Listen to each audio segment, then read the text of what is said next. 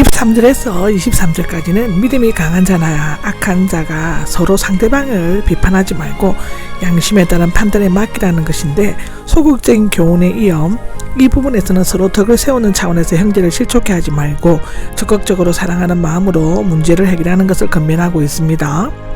서로 비판하지 말고 주의하십시오인데, 수학적인 말에 뉘앙스가 있으며 직역을 하면 비판하지 말고 비판하라가 되는 것인데, 즉 다른 사람의 신앙 태도를 공격적으로 습관적으로 비판할 것이 아니라 덕을 세우기 위해 먼저 걸림돌이나 장애물을 놓지 않도록 주의하라는 것인데요.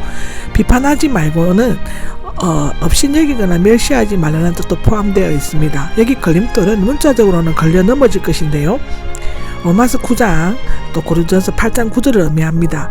다른 그리스도인들의 믿음을 부딪혀 넘어지게 하는 돌을 나타내는데, 장애물, 걸림돌과 의미상에 큰 차이가 없고 뜻을 강조하기 위한 중보어일 수도 있지만 약간의 차이점은 있습니다. 저 걸림돌이 상처를 내게 하고 약한 형제로 같은 일을 하게 하는 것이라면, 장애물은 범죄에 빠지게 하고 남에게 혐오감을 주게 하는 함정이라고 말할 수 있는데, 이런 것들을 놓지 않도록 주의하는 것이 하나님과 사람에 대해 진실하고 책임있게 살아가는 첫 출발점이 된다는 것입니다.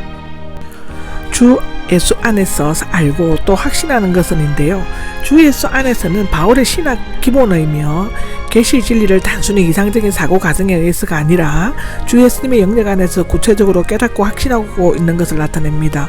무엇이든지 그 자체로 더럽히지 않는다는 것인데, 예수님께서는 모든 음식물이 깨끗하다고 말씀하셨고 바울 자신도 그렇게 깨달았습니다. 그 자체로 더럽혀지는 이 더럽혀지는 것은 공통적이 아니라 부정한 일반적 통속적인 의미인데요, 즉 불결이나 비위생적인 것이라는 의미가 아니라 하나님을 위해 성별되어 있지 않는 것이라는 의미입니다. 주 예수님 안에서의 구약의 율법 규정들은 폐기되었고 새로운 사랑의 율법이 생겼죠. 더럽다고 생각하는 사람은 주 안에서 있으면 모든 사물을 보는 눈이 완전히 달라집니다. 하나님께서는 모든 것을 그 자체의 필요성 때문에 보시기에 좋게 만드셨다는 것이고, 믿음이 약해서 낡은 사상이나 습관을 벗어나지 못하고 먹는 음식물을 깨끗하게 하지 못한다고 생각하는 그 사람에게는 더러운 것이 된다는 것입니다. 형제가 음식 때문에 괴로워하면이라고 나오는데요, 믿음이 강한 자가 자기의 양심에 끓임이 없다고 자유롭게 먹고 마시는 것을 보면 믿음이 약한 자는 그 양심이 근심에 쌓이게 되고 시험에 빠지게 된다고 합니다. 그것은 강한 자 자신의 신념에서 올바른 것일 수는 있지만 사랑 면에서는 잘못된 행동이 아닐 수가 없습니다. 적어도 믿음이 약한 자를 진심으로 사랑한다면 결코 행해서는 안 되는 일이지요. 괴로워한다면 압박이나 상처를 받는다, 슬픔을 당하다를 의미하는 것입니다. 어떤 일에 영향을 받고 마음의 상처를 받아 괴로워하는 것을 나타내는데요, 어떤 이유에서든지 다른 형제에게 상처와 고통을 주는 것은 진실한 사랑이 없는 행위입니다. 여기 망하게 하지 마십시오는 신앙적 양심상에서 하여 실족해 하지 말라는 것인데, 그리스도께서는 영원한 그리스도인을 매우 소중히 여기서 그들을 위해 죽으셨는데, 그러므로 강한 자들은 연약한 자들을 영원한 멸망에 빠지게 하는 어리석은 일을 하지 말고 자신들의 행동을 자제할 줄 알아야 한다고 얘기하는 것입니다. 고린도전서 8장 11절에서 13절에 기록되어져 있죠. 여러분의 선한 것이 나오는데요, 크게 두 가지 해석이 있습니다. 너희의 훌륭한 믿음을 의미하는 것인데 그 속에는 그들의 훌륭한 신앙이 이해도 포함되어 있는 것입니다. 너희에게 있어서 선한 것을 의미한다는 것인데, 그 중에 하나는 약한 자나 강한 자나 얻는 믿음의 구원적 구체적으로 믿음, 복음, 하나님의 나라, 또 믿음과 복음 등인데요, 다른 하나는 믿음이 강한 자들이 누리는 자유를 의미하는 것입니다. 여기에서 선한 것은 너희에게 속한 선한 것, 즉 너희들이 주장하는 자유 또는 기독교인의 해방을 의미한다고 볼 수 있습니다. 하나님을 깊이 믿으면 모든 것에 자유로울 수 있습니다. 그렇기 때문에 굉장히 행복해지고 모든 것에 감사하게 됩니다. 비난을 받지 않도록 하십시오는 강한 의조의 명령어입니다. 마태복음 9장 3절에도 나오고 로마서 3장 8절에도 나옵니다. 강한 믿음을 가지고 양심의 자유를 가지는 것은 좋은 일이지만 다른 사람을 실족해 함으로써 너희의 믿음과 양심의 자유가 오히려 비난이나 모독을 받도록 하는 일이 없게 하라는 것입니다. 여기 하나님 나라가 나오죠. 신약에서는 현세적인 하나님의 나라, 즉 교회와 미래에 실현된 영원한 하나님의 나라로 구분되어 있는데, 여기에서는 하나님께서 마음속에서 통치하신 나라의 본질적 내용을 가리킵니다. 하나님 나라의 본질적인 내용은 먹고 마시는 것과 같이 일상적인 것이 아니라 보다 더 근원적인 것이죠. 중요한 것은 의인데 하나님과 사람이 올바른 관계가 행해지고 없느냐는 것입니다. 여기 평화는 하나님과 이웃과의 평화가 관계인데, 그것이 존재하느냐 하는 질문입니다. 이 기쁨은 성령께서 주시는 기쁨에 넘치는 인간관계가 있느냐 하는 것인데요. 사랑이 없이 남을 비판하거나 업신여기는 것은 의롭지 못한 일이고, 음식 문제에 대해서 다투는 것은 평화로운 하나님 나라에 합당치 못한 것입니다. 자기가 먹는 음식 때문에 기뻐하거나 근심하는 일은 그리스도인의 생활 태도가 아닙니다.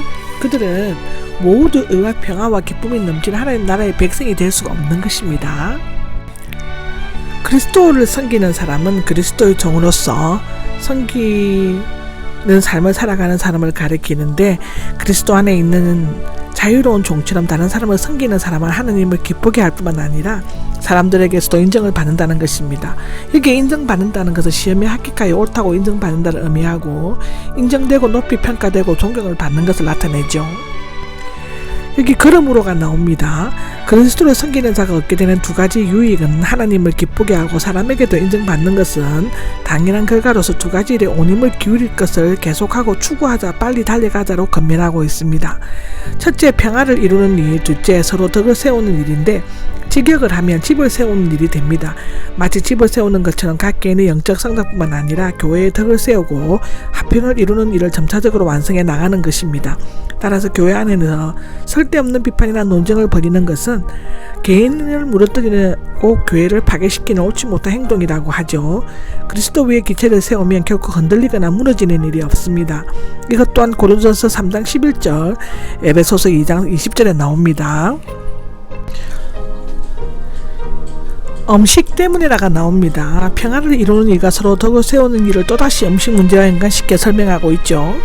하나님의 일이 나오는데 여러 가지 해석이 있습니다. 구원을 얻은 그리스도인의 친교, 믿음이 연약한 형제 속에서 이루어지는 구원의 역사, 하나님이 세우신 교회의 공동체, 연약한 형제가 구원받게 된 구원의 사건 등이 있는데요. 여기에서는 하나님께서 구속받은 연약한 그리스도인들에게서 구원 사역을 일으키시면서 계속적으로 이를 수행하고 나가신다라는 것입니다. 에베소서 2장 10절에 나옵니다.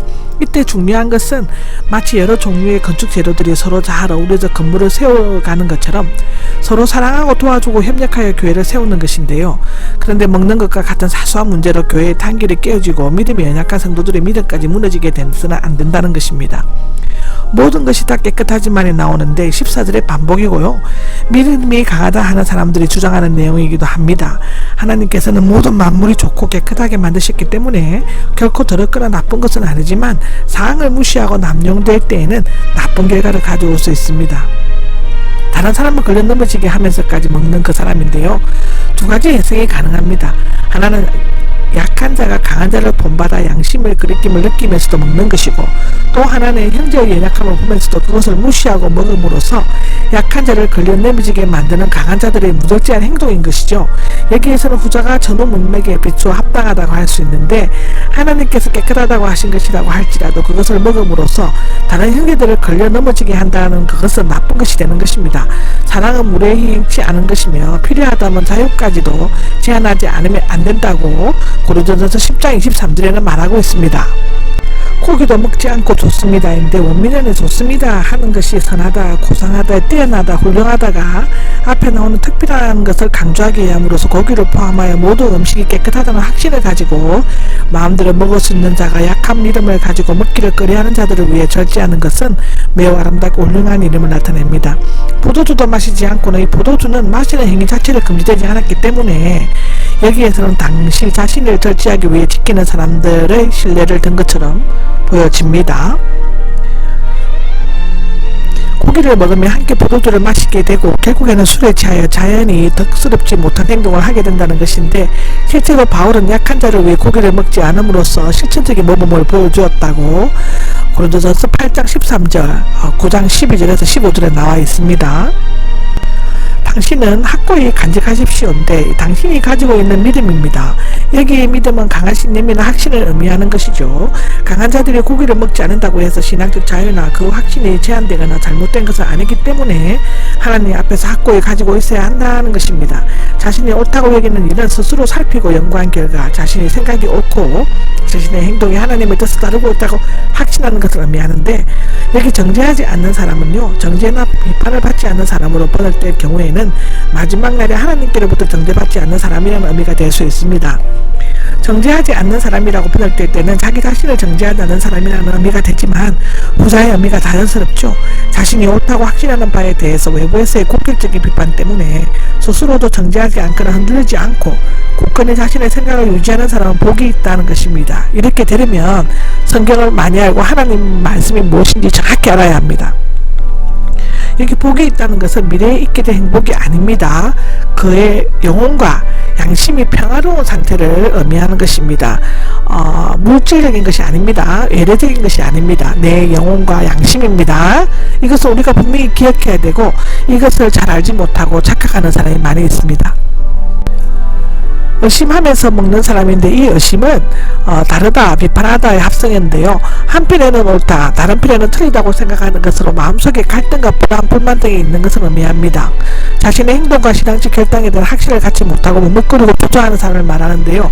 이미 정죄를 받았습니다는 비판하다의 합성으로서 비판, 즉 심판 아래 놓여 있게 된다는 것을 의미합니다. 원문에서는 앞에 의심하면서와 언어 유희를 이루고 있는데 먹는 문제에 대해 나름대로 확신이 없고 끓이끼는 마음으로 의심하면서 먹는 사람은 이미 스스로를 심판하는 것이 되는 것입니다.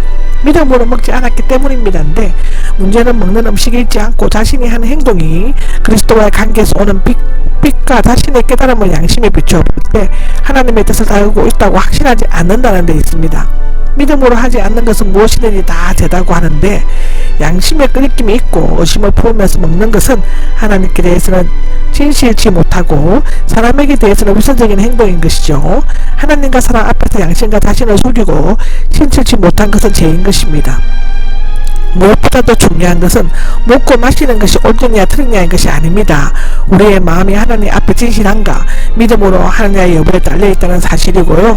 또 내가 하는 행동 모든 것들이 주님 안에서 바른가 분명히 우리는 알아야 합니다. 그렇지 않으면 내 스스로 자만심에서 비롯되는 행동들이 내가 옳다고 우리가 교만하는 마음이 생길 수가 있기 때문입니다.